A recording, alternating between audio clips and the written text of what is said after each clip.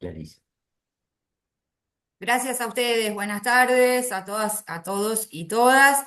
Muchísimas gracias por la invitación que realmente me honra con el gran equipo de expositores que han reunido para estas jornadas.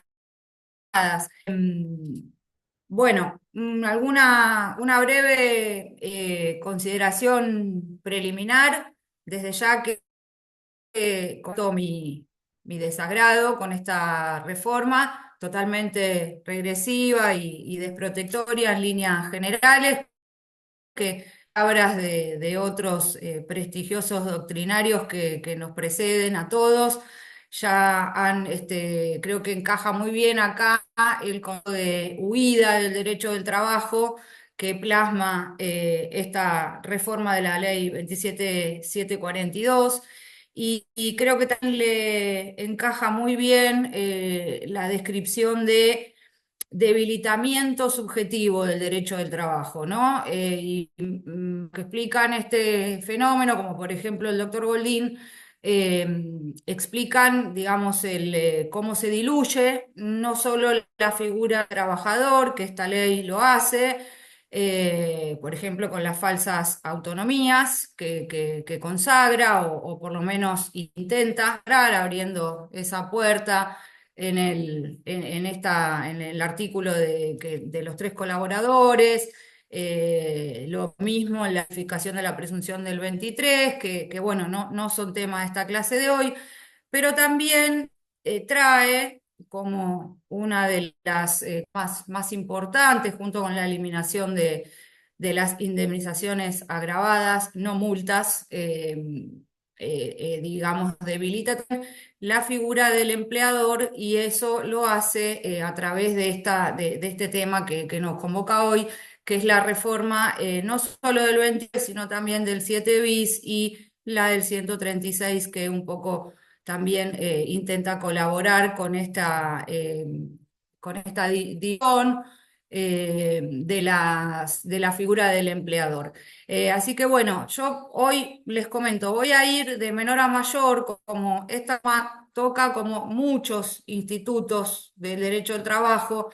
Es probable que, bueno, acá veo muchas caras conocidas, yo sé que ustedes van a saber estos conceptos, quizás otros no, esto es un Zoom abierto, así que la idea es que les sirva no solo a los que saben ya, sino a los más nobles o con menos experiencia y quizás que no tengan tan en claro algunos conceptos, que prefiero que ir de menor a mayor, quizás sobre alguna explicación, pero vamos a tratar de hacerlo lo más ágil posible. Eh, Voy a ir un PowerPoint sencillo, más que nada también a modo de guía, así ya damos inicio más formal. A, a ver ahí. Uy, no puedo compartir. Ahí está, perfecto. Bien. En primer lugar, un comentario también breve a las reformas del artículo 7, ¿sí? De la 24013. Hasta el momento teníamos, mejor dicho, el artículo vigente que nos indicaba de qué forma una relación estaba bien registrada o debidamente registrada, y ello era así cuando se hubiese inscrito al trabajador en el libro del artículo 52 de la LCT o documentación que lo reemplace, que podía ser el libro digital, lo que está vigente también hace varios años, pero no es tan frecuentemente utilizado, y en los registros del artículo 18 de la 24013. El artículo 7 fue objeto de reformas también por la 27742, puntualmente en el artículo 82 de la nueva ley, que lo sustituye y nos dice que ahora la relación se va a encontrar debidamente registrada cuando el trabajador esté inscrito según las formas y condiciones que establezca la reglamentación. Esta reglamentación, todas las semanas escuchamos la noticia de que ya está por salir, esta semana sale. Lo cierto es que hasta el momento la reglamentación no está, por lo tanto consideramos que continúa en este periodo, digamos, de transición, en vigencia el anterior artículo 7 de la 24013. Lo que sí nos adelanta la reforma en este aspecto es que la registración tiene que ser simple, inmediata, expeditiva y realizarse a través de medios electrónicos. Así que bueno, tendremos que estar atentos a ver qué es lo que pasa con esto y como un comentario para los litigantes, tener presente una presunción en este aspecto que se amplía. Seguramente quienes litigan en provincia van a recordar el juramento del artículo 39 de la 11653, hoy reemplazado por el 48 de la 15057, en cuanto va a establecer la presunción a favor de lo que haya declarado el trabajador, de lo que debiera contar también en registros digitales que no hayan sido exhibidos cuando sea solicitado por el Poder Judicial. Sabemos también que para empresas que tengan hasta 12 trabajadores el sistema va a ser distinto, supuestamente más ágil y diferenciado. También se especula que esto podría ser similar a la registración de trabajadoras de casa particulares, pero repito, es solo una especulación. El 7 bis que se incorpora lo dejo para más adelante. El 7 ter nos dice que el trabajador podrá denunciar la falta de registración laboral ante la de aplicación. Lo cierto es que esto no va a tener mayor sentido ni eficacia porque al haberse eliminado todo el procedimiento que reglamentaba la 24013, al trabajador no le va a reportar ninguna consecuencia posibilidad de litigar. Por supuesto, podrá hacerlo, pero ya no hay ningún tipo de obligación reglamentaria para la excedencia de ninguna indemnización agravada, que como todos sabemos se han eliminado. Y luego la otra novela, el 7 Quater, según la nueva reglamentación, le indica a la autoridad judicial, en caso de una sentencia judicial firme que determine la existencia de una relación de empleo no registrada, debe poner dentro de los 10 días en conocimiento de la autoridad, entidad recaudadora, de las obligaciones de la seguridad social, todas las circunstancias para determinar esa deuda, es decir, categoría, remuneraciones devengadas, periodo, etcétera, etcétera, según lo que surja de esa sentencia firme. Y además, si la relación hubiese estado erróneamente encuadrada como un contrato de obra o servicios, se van a deducir todos esos importes que se hubiesen ingresado en función de esa otra, eh, digamos, de ese encuadre fraudulento de una acción laboral. Con lo cual queda más que claro que quien obra en fraude a la ley laboral no solo no estaría obligado a pagar indemnizaciones agravadas, sin perjuicio, por supuesto, de los planteos que se hagan en términos de normativa civil u estrategias litigiosas, pero no de acorde al texto expreso de la ley, al menos. Y por otra parte, si fue pagando de esa relación fraudulenta un monotributo, por ejemplo, lo va a deducir, así que nada pierde. Esto, insisto, queda pendiente de reglamentación, pero conceptualmente es un poco eso lo que tenemos que tener presente. Y se cambia también el 18 de la 24013, que hasta el momento lo que indica es el alta del trabajador, digamos, su inscripción, registros, hoy englobados en la clave única de la seguridad social, que los empleadores realizan mediante la nómina de empleados que declaran en el formulario 931 y que implica, bueno, el alta en AFIP, en obra social y demás organismos. La única modificación que tiene es que en vez de el nuevo texto habla de prestador del Sistema Nacional de Salud elegido por el trabajador, con lo cual entendemos que se refiere a empresas de medicina privada, ¿sí? Bien, eso un poquitito como para ir entrando en tema. Así vamos propiamente a la reforma del 29. Tenemos entonces acá los textos, el anterior y el nuevo, que yo un poquito traté de resaltar en primer lugar sus diferencias. Ya el título tiene sus diferencias. Por ejemplo, el anterior hablaba de interposición y mediación, el nuevo eliminó el término interposición, habla de mediación, intermediación, que ciertamente son sinónimos, solidaridad, acá continúa el mismo término, y subsidiariedad. El primer párrafo importa un cambio más que sustancial, ¿no? En el anterior 29 nos decía que los trabajadores que fueran contratados por terceros para proporcionarlos a otras empresas serán considerados empleados directos de quien utilizan su prestación. Hoy esto cambia radicalmente, toda vez que los trabajadores se van a considerar directos de aquellos que registren la relación laboral, sin perjuicio de haber sido contratados con vistas a proporcionarlos a terceras empresas. Luego, en el segundo párrafo, hay una coincidencia, digamos, en que también se mantiene una responsabilidad solidaria, tanto de quien registre como de quien utilice los servicios de ese empleado.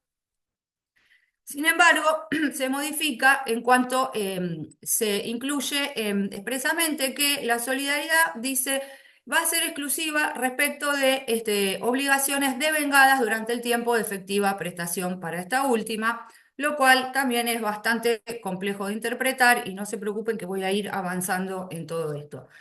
El tercer párrafo directamente se eliminó, el cual refería a trabajadores contratados por empresas de servicios eventuales, habilitadas por la autoridad competente, que serán considerados en relación de dependencia con carácter permanente, continuo o discontinuo con dichas empresas, es decir, con las empresas de servicios eventuales. Este tercer párrafo directamente se eliminó. No obstante, esto debe ser complementado con el 29 bis, que no ha sufrido modificaciones y que sigue claramente permitiendo, digamos, como actividad lícita la actividad de las empresas de servicios eventuales, ¿sí? Y por supuesto, como casi seguro todos sabemos, el trabajador que es contratado por empresas de servicios eventuales se rige por el convenio colectivo de la actividad o categoría de la empresa en la que efectivamente preste servicios, es decir, de la empresa usuaria. En este sentido, el 29 bis no tuvo ningún cambio. Solidaridad, ¿no? Que es uno de los puntos que parece que tiene modificaciones. Ya vamos a ver si realmente es así o no es así. En primer lugar, recordar que la solidaridad no es un instituto propio del derecho del trabajo, sino que la recepta del Código Civil, que en el artículo 827 nos define qué es la solidaridad, ¿no? Hay solidaridad cuando hay pluralidad de sujetos, puede ser activa o pasiva, acreedor, deudor, originada en una causa única en razón del título constitutivo de la ley y su cumplimiento puede exigirse a cualquiera de los deudores por cualquiera de los acreedores. Entonces, la ley de contratos de trabajo no efectúa una teoría general de las obligaciones solidarias, sino que le resulta suficiente imputar en varios de sus artículos la responsabilidad solidaria de diversas personas frente al trabajador, y esto lo hace justamente para proteger el cumplimiento del orden público laboral y evitar el fraude, especialmente frente a posibles insolvencias que son, bueno, moneda corriente en este mundo. Obviamente la solidaridad responde al principio protectorio y por ello interviene de tres maneras: declarando la nulidad de todo lo actuado cuando se obra con fraude o simulación, o bien imputando la relación de dependencia directa a quien se beneficie o aproveche del trabajo dependiente. Conforme esto, la redacción literal del anterior artículo 29, hoy modificado por la ley de bases y que vamos a seguir interpretando, y además imputando la solidaridad a todos los sujetos que hayan intervenido en un negocio, ciertamente de manera objetiva, con prescindencia de culpa o fraude, como puede ser en distintos supuestos, ¿no? Entonces, tenemos la solidaridad plasmada en distintos artículos, del 29 al 31, y luego de 225, 228, 229, los supuestos de transferencia de establecimiento, subcontratación, etcétera. Hay varias normas que imputan la solidaridad. Y bueno, como ya mencioné, el artículo 14 de la LST, que es una norma clave en esta explicación de hoy, que sanciona con la nulidad los actos celebrados en fraude. A ver, y la subsidiariedad, una de las palabritas que estaba justamente en el título del nuevo artículo 90. ¿Qué es la subsidiariedad? Bueno, yo no la definí acá, pero la subsidiariedad implica que hay un deudor principal y otro en segundo plano, digamos un deudor suplente, subsidiario, supletorio, que va a responder en caso de que el principal no lo haga. ¿Dice algo el nuevo artículo 29 sobre la subsidiariedad? No, no dice absolutamente nada. Por lo tanto, aquí la especulación es que estaban elaborando algo, no lograron consensuar y quedó por un error esta palabra de subsidiariedad que no tiene correlato con el texto del nuevo artículo 29. Yo podría haber obviado esta explicación, pero la verdad llama la atención que esté en el título del artículo y después no tiene nada que ver con nada. Siguiendo un poco con los conceptos entonces del artículo 29. Mediación e intermediación son, porque acá digamos, tenemos que tener en claro y saber diferenciar las situaciones en las que no solo interviene un empleador y un trabajador, que es lo más típico, o lo que debería ser lo más típico. Bueno, el mundo del trabajo ha evolucionado, hay muchos fenómenos, mediación, intermediación, tercerización, agencias de servicios eventuales, entre otros, ¿no? Entonces me parece que está bueno tener en claro que mediación e intermediación, la doctrina los interpreta como sinónimos de colocación de personal o tráfico de trabajadores. Situación que se verifica cuando una persona contrata trabajadores con vista a proporcionarlos a otras empresas. Es decir, un tercero acerca a las partes reales de un contrato de trabajo, pero luego termina totalmente apartado de esa relación, ¿sí? No tenemos que confundir esto con el supuesto del 30, que es bien diferente, aunque en los hechos no siempre sea tan claro poder decir esto es 29 o 30. Pero el 30, ¿en qué se diferencian? En el 30 hay dos empresas de verdad, con una estructura, con una organización, con un fin específico, etcétera, con trabajadores que dirigen y organizan. Entonces hay un contrato interempresario por el cual una empresa contrata con la otra la realización de ciertos trabajos, obra, servicio, como, bueno, hay muchísimos ejemplos, una empresa que puede contratar en la otra la seguridad, una gestión informática, un call center, en fin, un montón de supuestos, pero no es lo mismo y hay que tenerlo en claro porque a veces cuando uno funda las demandas y si no hizo un buen interrogatorio a su cliente, puede equivocarse y esto no es menor si la demanda está mal encarada y la prueba también, vamos a tener sorpresas eh, que no nos van a gustar.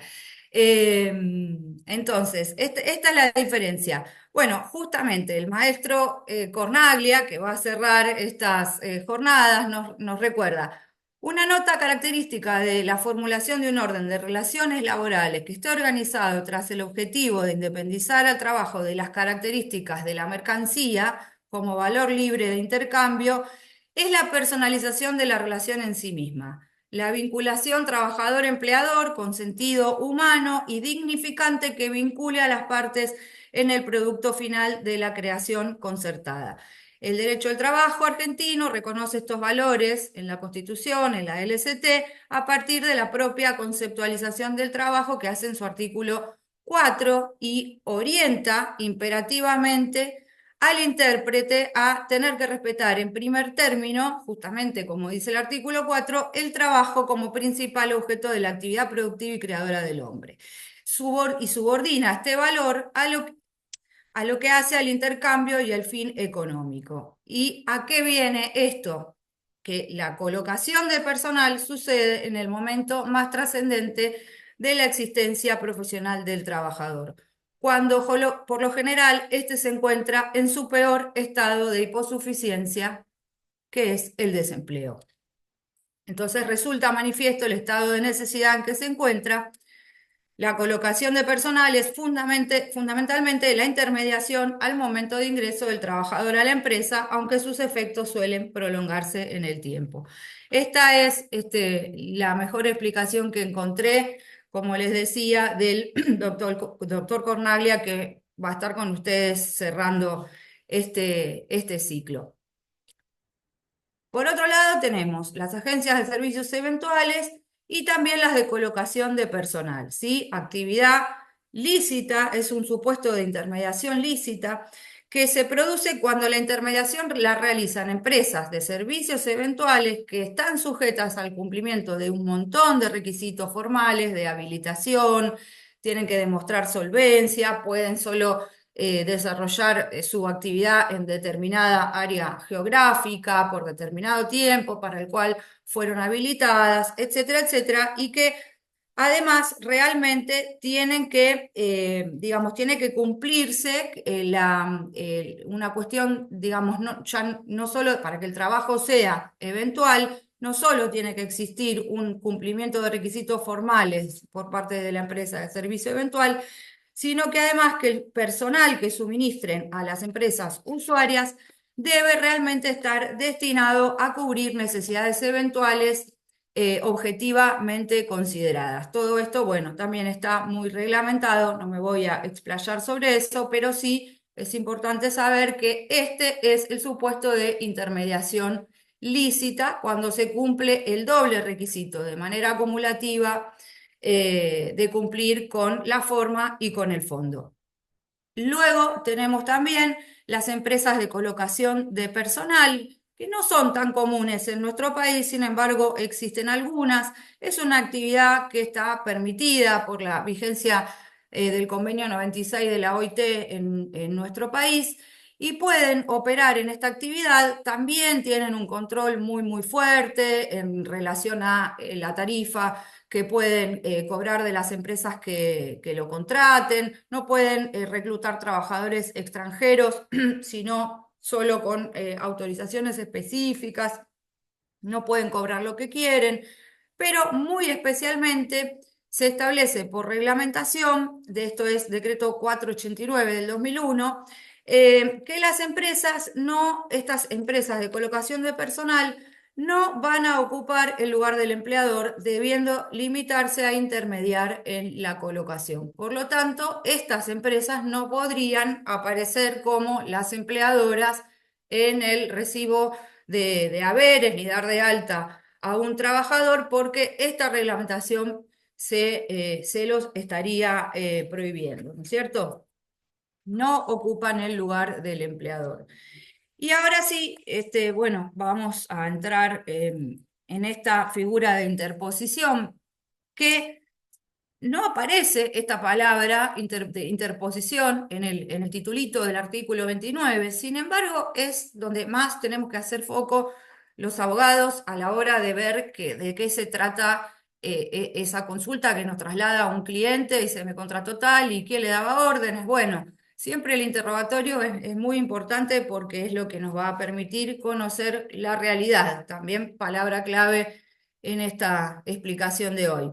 El concepto de interposición es muy bien explicado por muchos autores. A mí me gusta la explicación del doctor Massa. Nos explica que la regla es cuando un empresario necesita trabajadores, los contrata y asume el rol de empleador. Pero en algunas ocasiones, nos dice el doctor Massa, por distintas razones, legítimas o fraudulentas, algunos empresarios reclutan personal sin asumir este papel de empleador. Recurren a servicios de terceras personas que toman o tienen trabajadores bajo su dependencia y los prestan para que laboren para aquellos empresarios. Y esto es un poco lo que se contrapone con el objeto del contrato de trabajo y esta personalización que tiene una relación o contrato de trabajo, porque el trabajador no es una mercancía, no es un reloj registrable, no es un bien semoviente que uno lo agarra, lo registra y se lo da al otro, ¿no? Es una persona, no es una cosa. Entonces, esto es lo que no se puede perder de vista.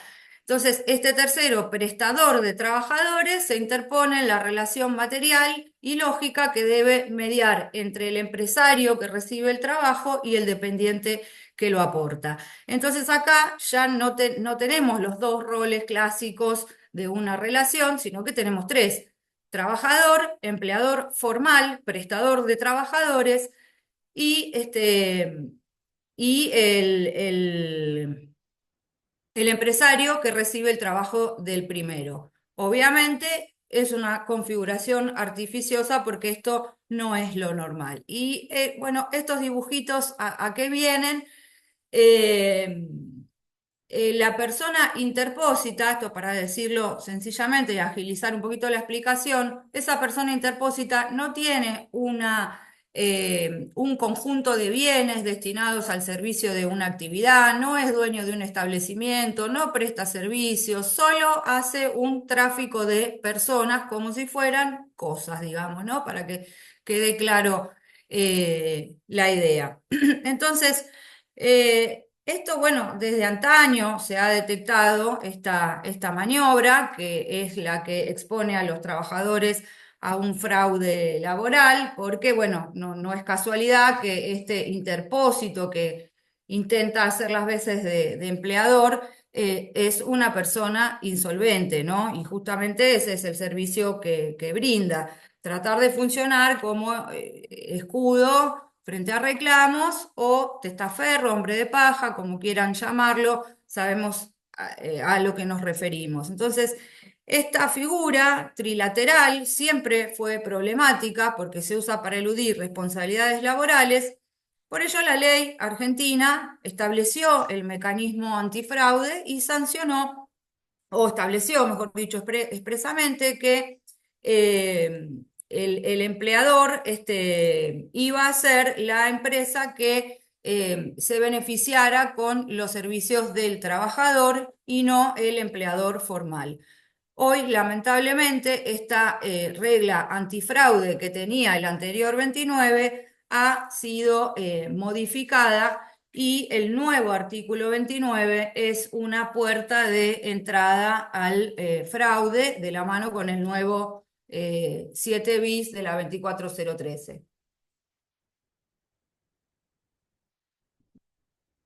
Ahora bien, habíamos dicho, bueno, acá tenemos la definición que se las dejo. Habíamos dicho que seguía existiendo con esta modificación que decía mancomunada, que vamos a ver también cómo tratar de entenderla, que la solidaridad seguía existiendo entre el empleador real y formal. Entonces uno, alegremente o ligeramente, podría decir, bueno, si hay solidaridad, no importa, van a responder los dos.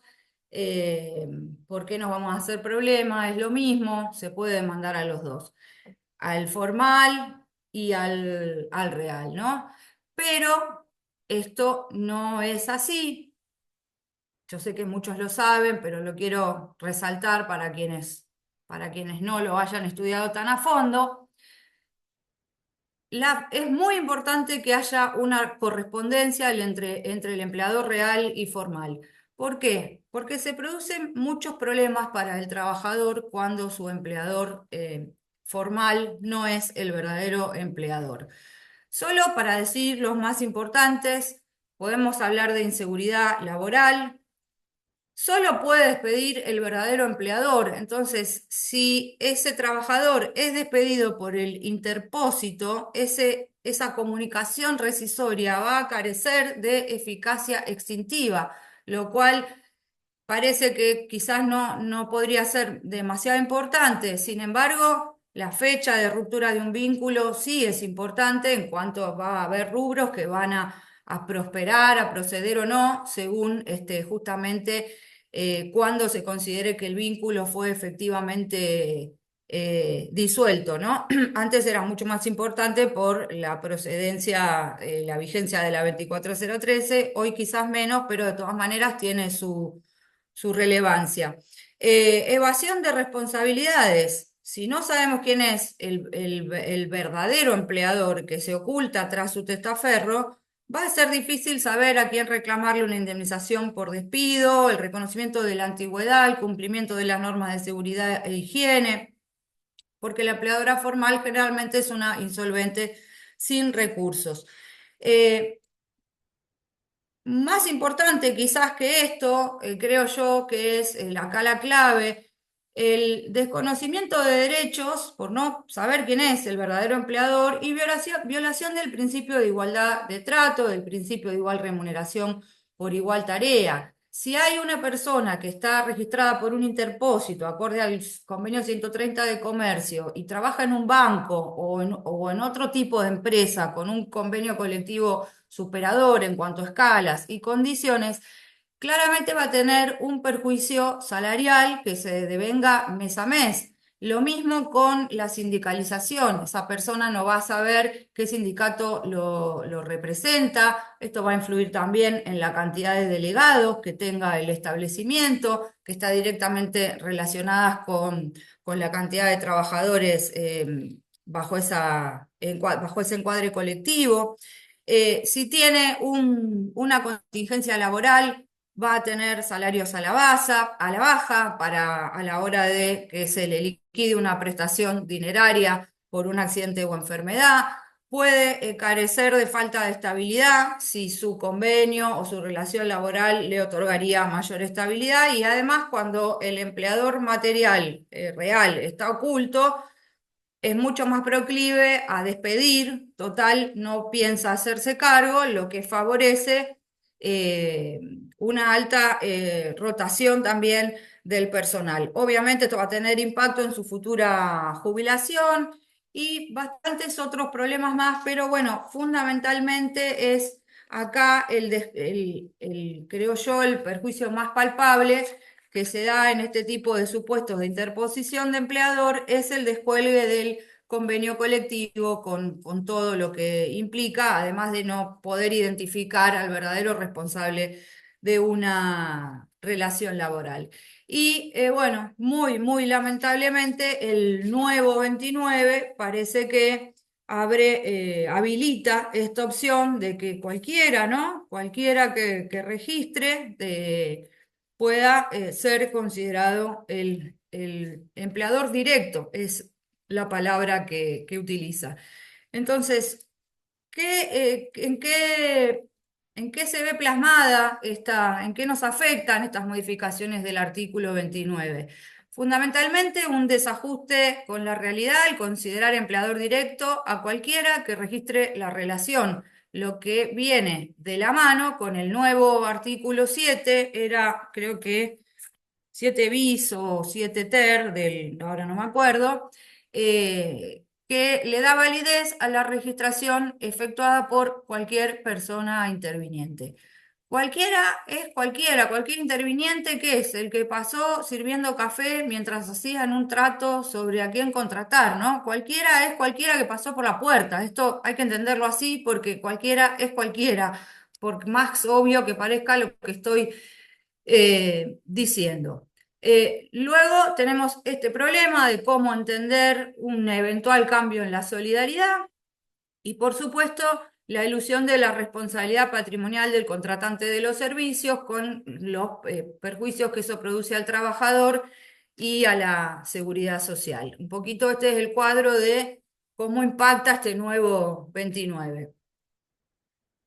También impacta en un plenario muy importante de la Cámara Nacional de Apelaciones del Trabajo, Vázquez con Telefónica, plenario 323, el año 2009 o 2010, no recuerdo bien, pero ando más o menos por ahí, porque justamente esta cuestión que hoy estamos estudiando generó un profuso debate en la Cámara, entonces este plenario se abocó a resolver. Sí, cuando de acuerdo con el primer párrafo del artículo 29 se establece que el trabajador ha sido empleado directo de la empresa usuaria de sus servicios, procede la indemnización del artículo 8 de la 24013, aunque el contrato de trabajo haya sido inscrito solamente por la empresa intermediaria. Bueno, la Cámara dijo que sí, de manera por mayoría, por lo tanto, el trabajador era acreedor de esta indemnización del artículo 8, entendiéndose que había una falta de registración, toda vez que se consideraba empleado directo de la empresa usuaria, pero quien lo había inscrito era la intermediaria, que no era la que se beneficiaba de su trabajo. Entonces, la verdad que parecía en un primer momento con las reformas del DNU 70 que el cambio del 29 apuntaba a desarticular este plenario. Lo que pasa es que al haberse derogado el artículo 8 de la 24013, es como que va más allá de la desarticulación de este plenario. O quizás si solo hubiese habido una modificación en cuanto a las formalidades de registro, también los efectos de este plenario podían haber quedado desarticulados, pero no, por las dudas fueron más allá, cambiando, digamos, introduciendo una modificación conceptual mucho más allá de las formas. Entonces, acá el doctor Foglia, justamente el doctor Foglia, ¿no? No estoy diciendo el doctor Cornaglia, estoy diciendo el doctor Foglia que representa generalmente empresas muy grandes. Sostuvo hace poquito en un artículo muy interesante del diario La Ley, dice, cabe efectuar una diferenciación relevante. Una circunstancia es que se considere válida la registración efectuada por el empleador o un tercero. Estamos hablando de la registración, un aspecto formal, ¿no? Sea este contratista, subcontratista o incluso un interpósito, como lo habilita el artículo 83 de la ley que incorpora el artículo 7 bis a la 24013. Eh, lo cual, dice, no hubiese sido objetable y resultaba suficiente para dejar sin efecto la doctrina del plenario Vázquez. Pero otra situación diferente es considerar como empleador a quien registre la relación laboral, lo cual no es así. De esta manera se vuelve a un criterio anterior a la LST y a la ley 11729, ya que ya en esa pretérita época había generado controversias judiciales. La norma cambia el criterio de realidad para establecer quién es empleador y quién trabajador. Pasa por el de la formalidad registral, que es una cuestión secundaria. Entonces acá vemos un poco también otra gran crítica que le podemos hacer no solo al 29, sino a la ley en general, que esto de modernidad no es ni más ni menos que volver un montón de décadas atrás con discusiones que el derecho del trabajo había superado y había establecido una regla clara antifraude. Hoy otra vez vuelve sobre todo el camino andado, lo desanda y nos deja en una situación que ya no debíamos estar discutiendo este tipo de cuestiones. Y a medida que hablo me voy enojando. Bien, entonces, discúlpenme.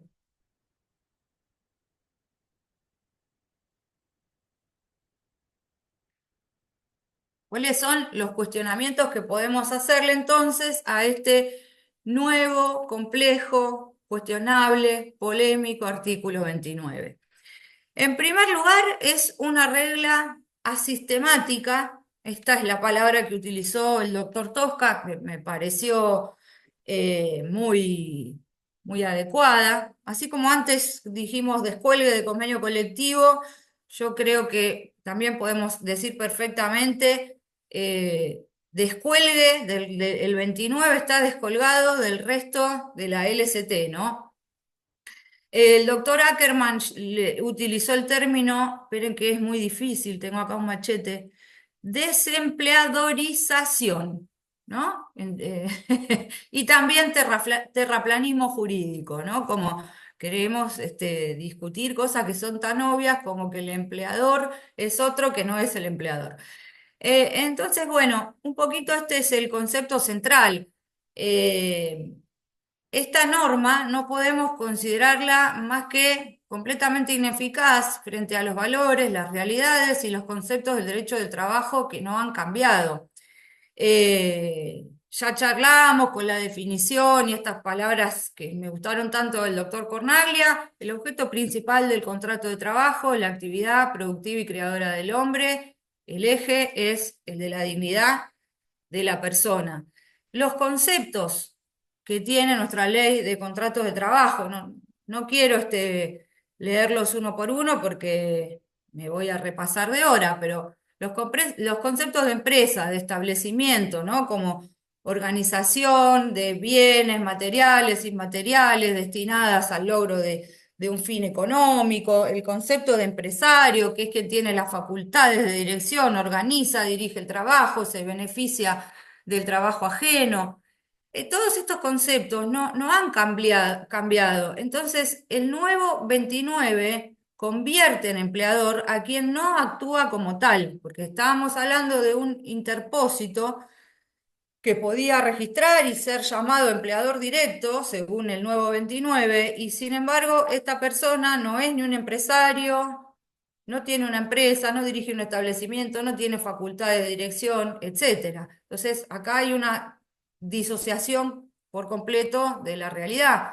El concepto de trabajador, que todos lo conocemos, que es quien se somete a la relación de trabajo en las condiciones de los artículos 21, 22 y 23 de la ley, es decir, las condiciones en las que se presta el trabajo, ¿no? Persona que realiza actos, ejecuta o presta obras o presta servicios en favor de otra, bajo la dependencia de esta, en forma voluntaria, mediante el pago de una remuneración. Todos estos conceptos básicos que, repito, no los voy a leer uno por uno porque los doy por sabidos, nos indican que el eje de un contrato de relación de trabajo radica en la configuración de una dependencia entre las partes, lo que no sucede en el caso de un interpósito, porque la relación laboral se entabla entre un trabajador y una organización empresarial, considerándose organización empresarial a la que posea medios, materiales, inmateriales, ordenados bajo una dirección para el logro de fines económicos, en el marco de la cual se inserta un trabajador como un medio productivo, lo ordena y dirige a fin de prestar un servicio, producir un bien y se aprovecha de sus beneficios a cambio de un salario, el trabajador. Por eso, cuando el interpuesto carece de tal organización, no dirige ni organiza el trabajo, la teoría de la primacía de la realidad lleva a desestimar a esta persona aparente.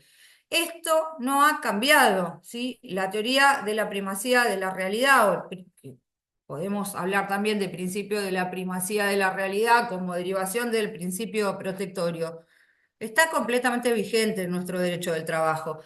Entonces, cuando esto ocurra, va a ser necesario declarar la nulidad de esta operación para erigir al verdadero empresario como el verdadero empleador, recordando entonces que la nueva redacción del 29 no puede desobligar y dejarnos solo con este empleador aparente o interpuesto. Y justamente la herramienta que lo consagra, que ya la mencioné, es el artículo 14, que se ha mantenido, por suerte, inalterable, que fulmina con nulidad el fraude laboral. Entonces, en primer lugar, tenemos una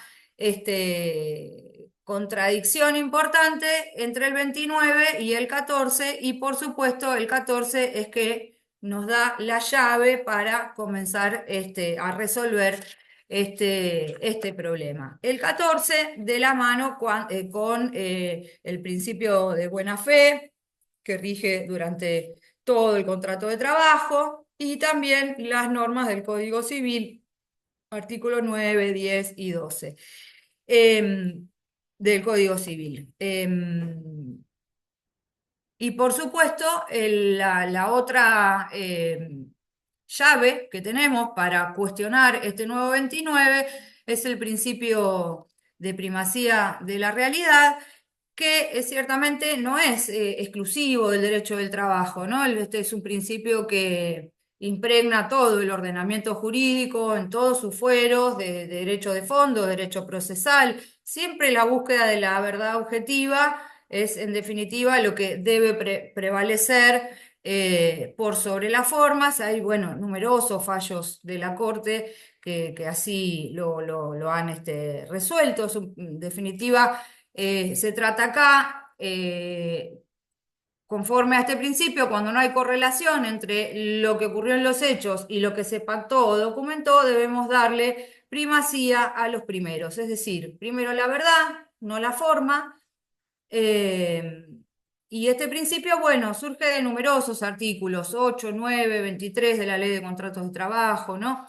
Entonces, bueno, justamente esto es lo que nos da, estas normas son las que nos dan la posibilidad de correr ese velo, de quitar esas máscaras y de hacer, digamos, honor a la verdad. Después, bueno, hay muchas más definiciones teóricas de esto. Yo creo que no es necesario hoy explayarme. Sí, acá como herramienta les dejo un marco normativo donde todos estos principios están plasmados para quien los necesite usar. Pero en definitiva, el nuevo 29 sigue bajo la irradiación que emana del principio protectorio, de la justicia social y del principio de la primacía de la realidad, que todos ellos tienen jerarquía constitucional y convencional que condicionan su hermenéutica y además ponen en evidencia que un texto legal como este, en definitiva, constituye la negación misma de todos esos principios. Ahora bien, hasta acá el peor de los escenarios. Lo que hemos visto, fraude, no respeto del principio de la primacía de la realidad. ¿Podemos intentar entender el nuevo 29 de alguna otra forma? ¿Qué puede pasar en la realidad del mundo del trabajo, ¿no? Yo digo mundo del trabajo porque no me gusta decir mercado laboral. Entonces, bueno, puede ser que exista porque el 29 nuevo se refiere a empleadores en plural. Si repasan el texto van a ver que lo hace en plural. Entonces, puede ser que la relación laboral sea registrada por el interpósito y por el empleador real, ¿no? Por el formal y real. En este supuesto no hay una incompatibilidad porque existe la figura del empleador plural y lo que yo creo que quizás esto no resuelve el problema del convenio colectivo, porque si hay dos empleadores y uno no tiene actividad y el otro sí, no sé, si, creo que nos queda igual ahí un problema. No elimina todos los conflictos, pero al menos no es tan desprotectoria porque tenemos a un empleador, al empleador real que registró esa relación laboral. Entonces, no sería lo más prolijo, pero tampoco sería tan grave. Puede ser que registre el empleador real, obviamente. En este caso no hay conflicto y no hay nada que objetar. Ahora, si registra el empleador formal, bueno, obviamente entramos en toda esta complejidad interpretativa que estábamos charlando. Aquí el doctor Caparrós también explica, realmente es una explicación excelente, pero a mí me cuesta trabajo seguirla, se los confieso. No es, si bien critica muy fuertemente la redacción del 929, él intenta darle una interpretación que pueda quedar armonizada con el corpus juris en general, ¿no? Entonces, él entiende que el nuevo texto no desplaza al empleador real, porque no es apto para eso, habla de un empleador impropio, pero que la figura del empleador no ha cambiado. Y en síntesis, él entiende entonces cómo entender la redacción del nuevo 29.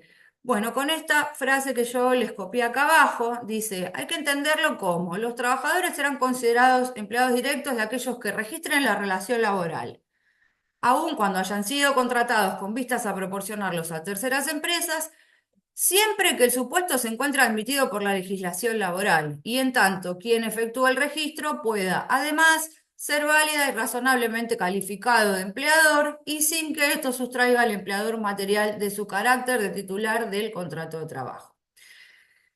Después de su excelente explicación, esto es lo que intenta o lo que nos dice el doctor Caparrós que entiende sobre cómo interpretarlo. No coinciden con esta interpretación ni el doctor Tosca ni el doctor Ackerman, porque ellos directamente dicen, no lo podemos entender así porque el nuevo 29 considera empleador directo al que registre. Y entonces dice, es el empleador principal y no podemos decir que no desplaza al principal. ¿Se entiende? Bueno, la polémica está abierta y yo decía, a mí me costó mucho seguir la explicación del doctor Caparrós y por ahí me parece que cuando algo es difícil de entender y por ahí no cierra tanto, ¿no? Y es como la explicación de Ackerman y Tosca es un 2 más 2 4, no es el empleador y fraude. Es un poco más lineal, ¿sí? Eh, pero no lo conozco al doctor Caparrós, hay un video excelente que creo que pueden buscarlo en YouTube, no sé, porque yo lo vi en la ley, lo recomiendo, es súper interesante y todos mis elogios para el doctor Caparrós, independientemente de la opinión que acabo de dar, ¿no? Bien, bueno, punto nada menor, ya vamos cerrando. ¿Qué pasa con la solidaridad? ¿Cambió o no cambió? Bueno, yo entiendo que no. ¿Por qué? Como vimos, la utilización del interpósito empleador trae aparejada la nulidad. En virtud de eso, va a aparecer el empleador real, verdadero, y lo haremos responsable. En el supuesto de intermediación legal, bueno, tampoco creo que se haya cambiado, pero ahí es más complejo, porque la norma nueva, en el nuevo 29, nos dice que queda limitado el tiempo de efectiva prestación. Pero no, acá sí también lo explica muy bien el doctor Caparrós, no está aclarado a qué tiempo de efectiva prestación se refiere. Entonces, la respuesta que nos da justamente el autor que vengo nombrando, dice, tenemos que armonizarla porque, ¿por qué no aclara? No aclara si se refiere al tiempo de prestación del trabajador a través a la empresa usuaria o de ese tiempo que rige la relación entre las empresas. Dice, esto tenemos que armonizarlo con el nuevo 136, que refiere a la prestación de servicios de la empresa proveedora a la principal, ¿no? De ese tiempo de vinculación interempresarial. Y aquí la novedad, algo que podemos decir, bueno, una buena, se amplía el concepto de lo que debe ser retenido, no solo a importes adeudados, aportes, salario, etcétera, sino que se incorpora expresamente el término de indemnizaciones. Por lo tanto, podemos entender que no habría una modificación en la solidaridad y digamos, las dos partes van a seguir respondiendo por el total. Y por último, ya bueno, con esto sí, algunos comentarios sobre la modificación del 136.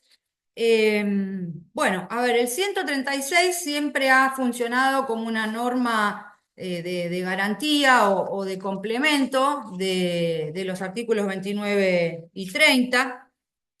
Esperen que no me quiero olvidar de nada. El 136, acá estamos. Sí.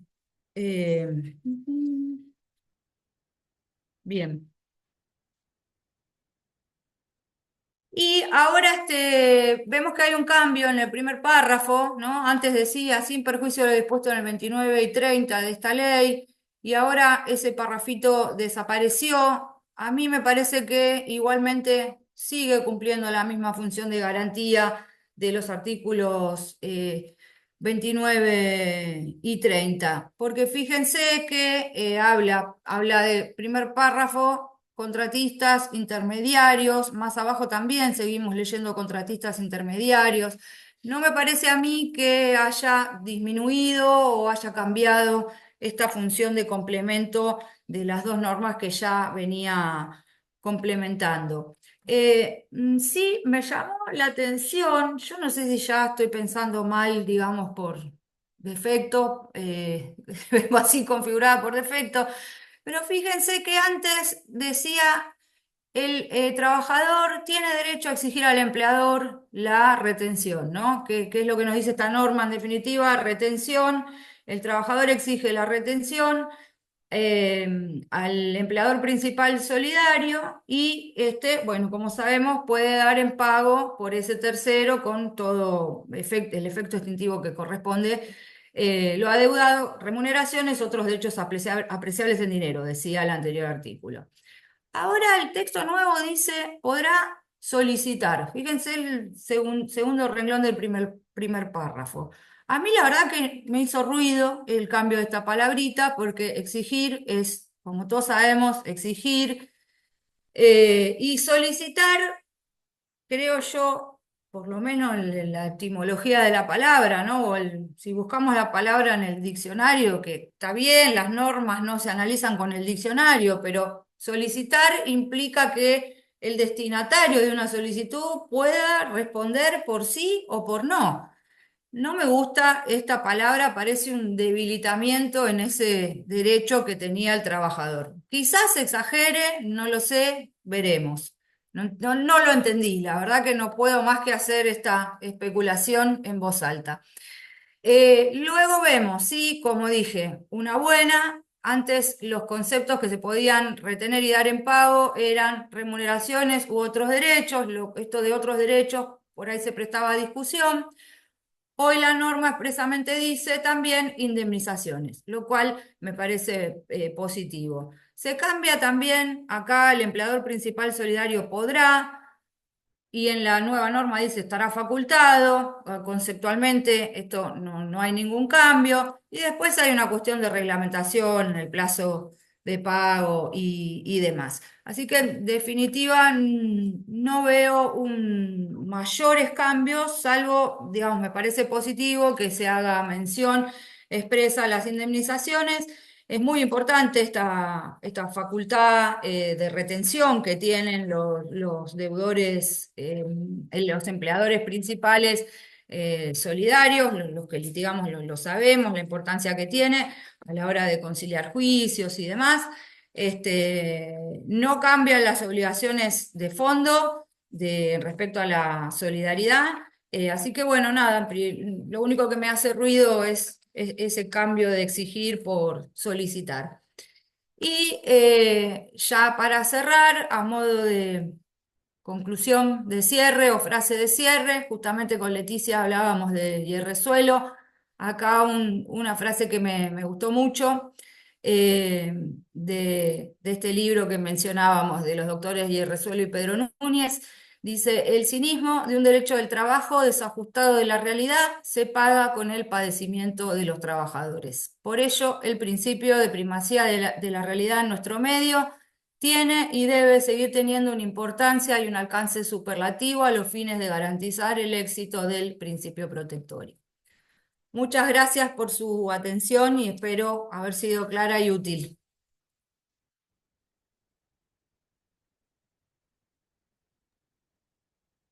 Bu- Bueno, muchas gracias Clarisa, sí, espectacular.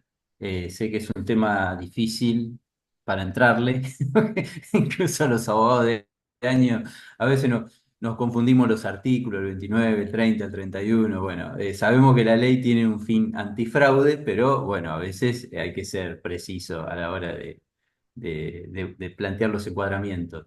Bueno, Correcto. ahora el que quiera tomar la palabra para preguntarle algo a la doctora, lo puede hacer, se desmutea. Sean Eh, buenos, sean buenos. Sean buenos, sean buenos. Yo, si querés, te fui escuchando atentamente y tengo algunas cosas acá apuntadas. Sí, por favor, ayudo Que lo pongo, aprendiendo a la digo, para vez. intercambiar un poco, para intercambiar un poco. Ahí Sí, cuando vos planteabas el tema del convenio colectivo, por esto, bueno, es decir, si el empleador formal que busca la ley no estaría dentro del convenio. Bueno, digo, ahí plantear ir por el lado de la categoría profesional y bueno, de la tarea que hace el trabajador y poner más eje en el trabajador y su categoría profesional y no tanto en el empleador. Digo, como va a sugerir Claro, algo a los colegas. Pero bueno, entiendo que eso puede traer una dificultad. Por otro lado, me parece muy optimista, ¿no? El legislador que cree que modificando el 29 va, va, va, va a eliminar todo tipo de solidaridad. Lo veo muy optimista. Yo creo que hay, como bien lo nombraste vos, si hay un fraude, bueno, está el artículo 14 de la LST, si hay fraude hay que ir por ahí. Ahí intercambiaba con otros colegas, o recién me escribió con Adriana Rodríguez, que está por ahí escuchando, y decía, bueno, el artículo 26, el empleador múltiple, bueno, claro. hay figuras que tenemos, vos lo mencionaste, que tenemos que seguir resaltando. Después, coincido con vos en el concepto, hay cierto sector de la doctrina ius laboralista que siempre le pone calificativos de impropios a las palabras, así como decían estabilidad impropia, empleador impropio. A mí no me gusta, para mí o eso no es. Sí, prefiero, como decís vos, ir por el tema del fraude. Eso de mencionarlo empleador impropio, no estoy de acuerdo, coincido. Y después, para cerrar y ya dejarle lugar a los que quieran preguntar, si vemos el título, y te pregunto más que nada, ¿no? Si vemos el título, porque esto está enmarcado dentro de un capítulo supuestamente de modernización laboral, ¿no? Sabemos qué entiende el legislador actual por modernización, pero digo, si vamos a lo que opinan al respecto los organismos internacionales, y por ejemplo, lo que plantea OIT de hace varios años, OIT plantea el tema de la modificación de las formas de trabajo en el mundo, lo plantea con preocupación, y justamente cuando define al contrato de trabajo atípico, así lo llama OIT, que es aquel que sale de la figura tradicional de la relación de dependencia, como bien marcaste vos, de un empleador a tiempo completo. Ahora las nuevas realidades de producción en el mundo tienden, para maximizar su rentabilidad, obviamente, a un trabajo temporal, a un trabajo por tiempo parcial, incluso se habla de contratos de hora cero en Europa, es decir, un trabajador que lo tenés siempre a disposición y lo llamás cuando querés y a veces no lo llamás en todo el mes. Entonces le pagás solamente por la tarea que das. Bueno, el mundo se está debatiendo esto, si el legislador quería avanzar en una modernización, en todo caso debería haber estructurado una forma para eliminar esa forma, ¿no? de trabajo precario, no ocultarlo como pareciera ser este artículo. Justamente una de las características que menciona OIT de este contrato atípico es el empleador múltiple, es decir, figuras interpuestas, intermediadas. Entonces, la pregunta es, ¿vos crees que se podría, bueno, ya lo desarrollaste, ¿no? Pero digo, con el principio de primacía de la realidad, planteando el fraude en la contratación, ¿crees que sí o sí es conveniente atacar al 29 nuevo o por ahí ves como una estrategia más viable ir por otro lado? Por ahí, bueno, va a depender mucho del caso, pero digo, en los supuestos de intermediación que se intentó regular en este artículo, Mm. ¿crees que es esencial atacar por inconstitucionalidad, por regresivo, por desprotectorio? ¿O por ahí convendría mejor una estrategia de decir, bueno, esquivo, voy por otras normas, por el 26, por el 30, el 31? Bueno, algunos creen que el 30 no es lo mismo que el 29, obviamente que no lo es, pero digo, como estrategia jurídica, ¿qué pensás vos al respecto? Bueno, sí, en primer lugar depende del caso y siempre, todo caso, muchas veces sabemos que depende de la prueba que podamos desarrollar en el caso, ¿no? Lo que es fundamental. En primer lugar, pienso que lo que hay que evitar es confundirse el 29 con el 30, que es un error muy común que tenemos todos. Entonces, lo primero, ver. ¿Hay una organización empresaria que tiene trabajadores y los destinó a la otra a prestar un servicio o es un interpósito? Eso, primer punto de análisis.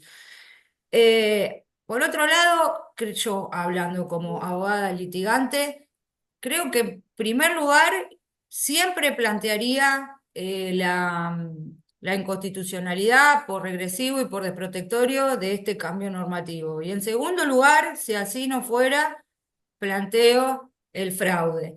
dejando un poquito abierta la puerta a la circunstancia de que pueda interpretarse que hay un empleador múltiple. Lamentablemente es tan complejo, volátil, político el escenario en el que estamos trabajando, que a mí me parece que lo mejor que podemos hacer los abogados es plantear todas las hipótesis de mayor a menor.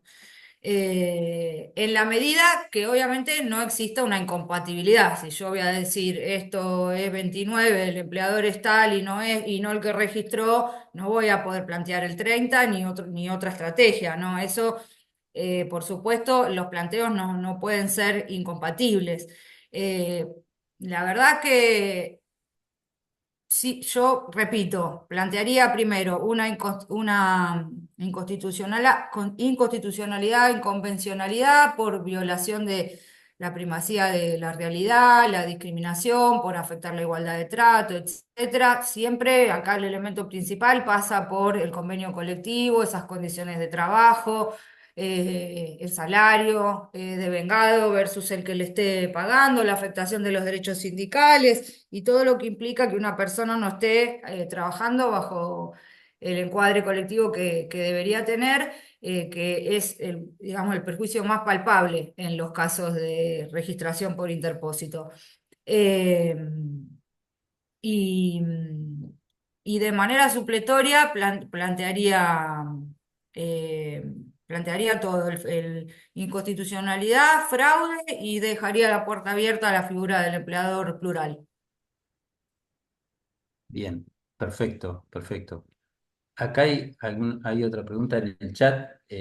Bueno, seamos buenos con la doctora, no le preguntemos de todo. No pasa nada. Hay cosas que...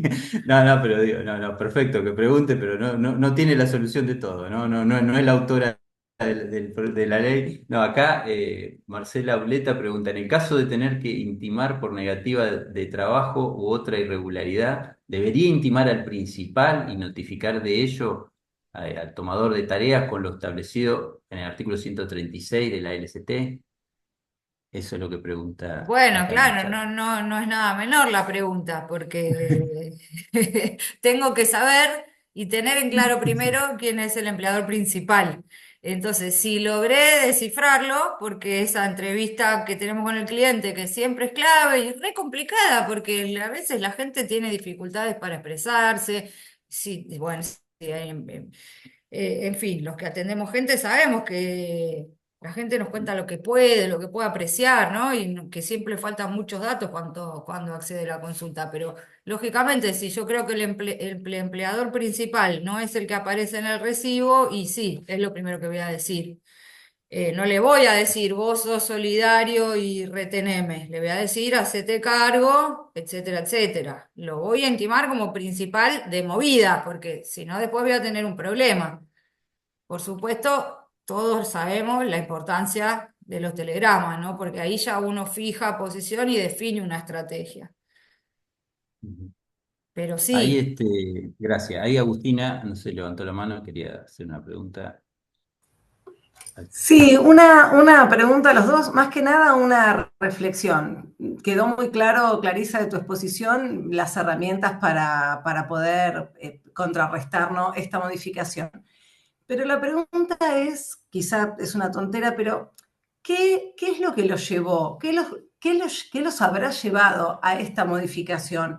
¿Solo evadir las indemnizaciones? ¿Solo evadir derechos tributarios? También esto otro de poder evadir, vos decías lo de los convenios colectivos, derechos gremiales, que haya diferentes empleadores para no tener los necesarios delegados de personal, porque esta modificación solo por las indemnizaciones como que tampoco aparenta ser. ¿Qué más hay o qué puede haber atrás de estas modificaciones? no, a ver, la verdad no puedo. Todas las especulaciones o todas las hipótesis que de respuestas posibles que vos planteaste, Agustina, me parece que todas son válidas. Ni idea qué más hay, con total honestidad. Lo que sí me parece que acá el eje de esta reforma es huida del derecho al trabajo. precariedad, flexibilización, bueno, en un montón de otros cambios, como el periodo de prueba, por ejemplo, abaratar por completo el costo de una relación laboral y su desvinculación a como dé lugar, incluso con todas las desprolijidades, porque ni siquiera Claro. se tomaron el trabajo de derogar el 14 de la LST, ¿no? Por suerte. Bueno, Adiós, claro, no es la hubiésemos, idea que ahora viene por por favor, DNU. claro, no, hubiésemos echado mano a otras normas, ¿no? Porque tampoco es tan fácil, porque no podemos, a veces todos cometemos el error de analizar las normas de abajo para arriba y es al revés, de arriba para abajo, ¿no? Entonces tampoco era tan fácil romper todo, pero creo que la idea es compliquémoslo, compliquemos todo, enturbiemos todo esto, todo este entramado legal para que sea completamente difícil a la hora de un reclamo, ¿no? Creo que ese es Sí, el sí. fin general, Sí. buscar una precariedad, una flexibilización, un debilitamiento de los dos sujetos, ¿no? Subjetivo, empleador y empleado, del derecho del trabajo, la tercerización hasta su máxima expresión, con los colaboradores independientes, por ejemplo, tercerización de empresa, empresa, empresita, empresita, colaborador independiente, ¿no? Así, en escalera para abajo. Y así con todo. Ahora, ¿qué más Sí, sí, pensaron? quizá es eso, tal cual, domesticar para que hasta el trabajador piense para qué voy a reclamar si seguro a veces ni saben quiénes son los dueños o quién es el que le da las normas hoy sin No, esta modificación. Te agrego algo que mencionaste de la reforma del 136 con la retención sí, de la indemnización, que vos decís, eso es positivo, claro que sí que es positivo porque ahora ahí yo creo que demuestra verdaderamente quién redactó la reforma y cuál es el beneficiario, porque el problema de las empresas usuarias, de las grandes empresas usuarias, cuando la intermediaria no paga los juicios, con esto le habilita y sigue prestándole servicio, con esto le habilita la retención de las indemnizaciones. Entonces, indudablemente acá la reacción obviamente viene de los grandes estudios que tienen de clientes estas empresas. Está claro ahí. sí. Excelente, excelente Nosotros tenemos un comentario. beneficio, nosotros tenemos un beneficio, obviamente, pero en realidad ahí el interés es para cómo retener a la deudora que no paga el juicio. Que en este Sí, caso sería el empleador formalmente registrado para el 29, ¿no? claro. Creo que apunta a eso. No, está clarísimo en eso que, como bien señalaba Gastón, a quién beneficia, lo mismo la modificación de la presunción del 23. eh, Hay muchas grandes empresas que tienen trabajadores como monotributo. Hay multinacionales que tienen esta operatoria y bueno, transporte es uno de los rubros más complicados, ¿no? A la hora de afrontar un caso de relación en fraude. Eh, ¿Qué te iba a decir que me olvidé?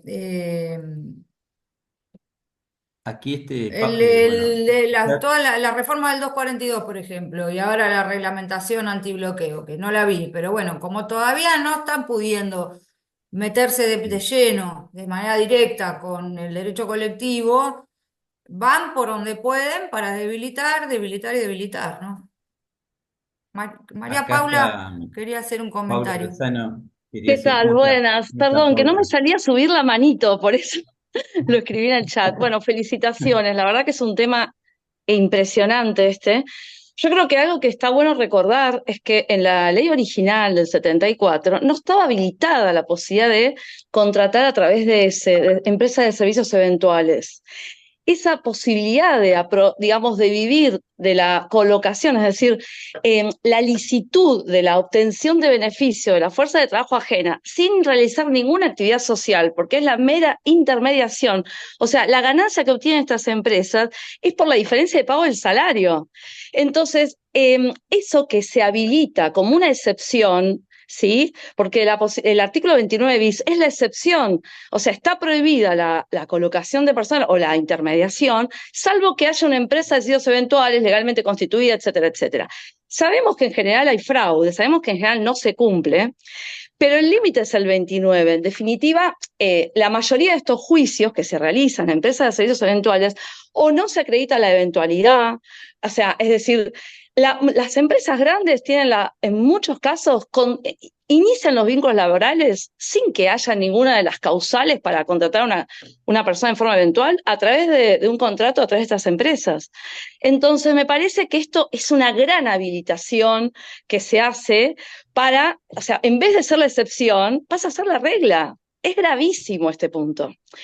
Entonces, sin dudas que lo desactivaremos, pero me parece que tiene un sentido económico muy claro esa inversión y claramente es destruir el principio de primacía de la realidad, porque se le da prevalencia simplemente a cualquiera que registre. Es una locura para el derecho social eso, yo creo. Sí, muy de Excelente. acuerdo. No quise explayarme más sobre las empresas de servicios eventuales porque ya bastantes conceptos tenía, pero claramente es así, como dice María Paula.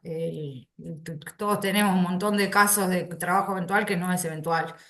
Es así, ¿no? Y esta era la excepción y claramente el nuevo 29 es la habilitación del fraude. Perfecto. Ahí Facundo hizo unos comentarios, no sé si querés hacerlo, Facundo, que adjetivás, después lo tengo que decir yo. Dice, el principal problema que se les presenta a estos muchachos es el bloque de constitucionalidad que tenemos, el cual va a resistir cualquier embate de esta manga de trasnochado. Perdón por la adjetivación, pero bueno. Igual no nos escucha nadie. Queda Disculpen, todo esto grabado. está todo grabado y se sube a YouTube, así que cuidado con lo que dicen. No, está bien, sí, obviamente. Es la herramienta, no es de arriba para abajo, por suerte. Pero bueno, la verdad que no es nada fácil, no es nada fácil abordar estos cambios. Herramientas, obviamente, tenemos, pero va a haber que Yo seguir trabajando. hoy antes de la charla releía cuestiones de este tema, porque no me gusta siempre entrar verde a un tema, y ahí leía el libro que publicó hace unos años Miguel Ángel Maza, que creo que vos lo citás de ahí, que citaba a Fernández Gianotti, y él distinguía entre intermediación e interposición. Y bueno, la intermediación honestamente puede existir, que es el acercamiento de dos partes para que se conforme un contrato. Ahí tenemos que trabajar, es decir, puede haber alguien que acerque a dos partes para que se configure un contrato. Ahora, esto lo que legitima es lo que marcaba bien Paula, esto de lucrar proveyendo personal, ¿no? Esto que Cornaglia siempre nos decía eran los viejos barcos esclavistas se dedicaban a esto. Ahora Claro. es la legitimación de las empresas que se reguló en los 90 para acotada a la eventualidad, pero que bueno, cada vez le vamos dando más pie para que sea una actividad rentable para cierto sector empresarial. Pasa que ahora, digamos, la palabra interposición no aparece en la No LST. parece. Es como no existe directamente, ¿no? Ya como que dejó de ser un problema, en ningún lado se menciona ese concepto en sí. Bueno, aquí Andrés Ocampos, de allá de Entre Ríos, nos comenta que igual siempre el problema son los jueces que se desesperan por aplicar restrictivamente la norma. Bueno, sí, estamos en un momento complicado. Hemos visto cómo en varios temas han cambiado de criterio algunos jueces, no hay que generalizar, pero bueno, hay este disciplinamiento social que viven las personas que trabajan, no somos ajenos nosotros como operadores jurídicos ni tampoco los jueces, así que ahí vamos a tener que cuestionar a aquellos que cambien rápidamente de, de parecer en la defensa irrestricta de la persona que trabaja. Bueno, no sé si ahí Eduardo creo que quería comentar algo. A ver, Eduardo, ¿estás por ahí? Hola, ¿cómo están? Sí, sí. Mira, una reflexión cortita. Si me imaginamos un caso un poco extremo, suponete que yo soy representante de fútbol, o yo no, Coppola. Y Coppola pone a Maradona a trabajar para Boca, a Messi lo contrata para trabajar para Boca, para jugar en primera división. Y no va a ser nunca en su currículum trabajador de Boca, va a ser trabajador de Coppola. Con el agravante que si Coppola se muere, se extingue el vínculo y se cayó el contrato a plazo, se cayó todo, porque la causal de fallecimiento, el 248, va a extinguir el vínculo.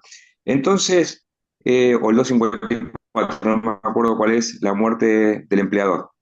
la figura del empleador no es irrelevante más allá del fraude, digamos.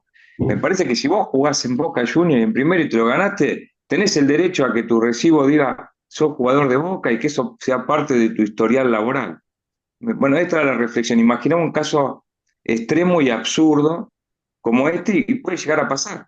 Que los clubes de fútbol, por ejemplo, no tengan ningún jugador en su nómina, sean todos de los representantes. El Aguatero tenga 5 trabajadores que juegan en primera división y si mañana se le puede pagar el contrato multimillonario, bueno, habrá que empezar con todos estos juicios. Esa era la breve reflexión, amigo. Perdón, ya que está. Sí, Eduardo, vos pensá también que el sentido de pertenencia de un trabajador a una empresa también es algo que psicológicamente les hace bien. Sentirse que son partes de algo, defender los derechos, o sea, de lo común, de la comunidad, también no solo son los derechos sindicales, gremiales, sino es el tema moral y psicológico de un trabajador que se pone la camiseta de algo para que las cosas salgan bien, que no sea solo, como decía Paula, esta mercancía de trabajo para dejar todo y no llevarte nada. Pero bueno, Claro, Clarisa y ya la nos carrera, fuimos. Agustina, también. No, la carrera, las Sí, posibilidades de claro. ascenso. Si vos sos el único empleado de esta persona que te inserta en una estructura mucho más grande, por ejemplo, no sé, Microsoft, pero yo no soy de Microsoft, a pesar que Sí, hago trabajo de esto, porque me contrató uno que hace software acá, que se puso en monotributo y me registró como empleado. Y yo no tengo esa posibilidad sí, de sí. ascender y de pedir un régimen eh, salarial equivalente, ascensos y demás. Me parece que ahí está el gran fraude. Sí, sí. Tal cual, tal Tal cual. cual. Bueno, excelente. Bueno, tuviste muchos mensajes de muchas gracias y que estuviste brillante, Clarisa, que Gracias, gracias a ustedes. y lo que demuestra el interés es que la gran cantidad de colegas que se mantuvieron en todo este tiempo en un tema que no es fácil entrarle, la verdad. No es, No, no es no. uno de los temas, no es fácil entrar. No, no, no, Entonces, la verdad que a mí me es hizo doble. repasar tanto armar esto. Repasar todo, porque ustedes vieron que hay solidaridad, código civil, mediación, interposición, agencia, todo. Claro. La verdad que es un abanico Nosotros, de nosotros institutos. en las demandas tirábamos el escopetazo 29, 30, 31 por las dudas, ¿viste? Cosas de que después Bueno, no te digan yo, que claro. invocaste un artículo. No, no, yo tengo, hace muchos años, cuando era mucho más joven que ahora, 26, tuve 29, 30 y 31. Sí, yo tuve un caso de unos muchachos que vinieron varios, todos juntos, eran como 9. Entonces hice 3 demandas, 333. Le planteé todo. Eran empleados de la empresa ADEA, administradora de archivos, y trabajaban en el HBC, manejaban la mesa de entrada, hacían cadetería y archivo de documentación. Los 3 expedientes los planteé iguales y la prueba fue igual, porque todos eran testigos entre ellos de prácticamente la misma época todos. Me hicieron lugar por el 29 en Cámara Nacional. Otra sala entendió que era el 30 y la otra perdí. Y dentro de eso todos me pusieron diferencia salarial distinta porque un convenio bancario en una pericia y otro en otra, impugné y no hubo forma. Entonces, ¿qué les puedo decir? Bueno, bueno, muchas gracias. Bueno, muy bien. Gracias Gracias a a ustedes. todos. Nos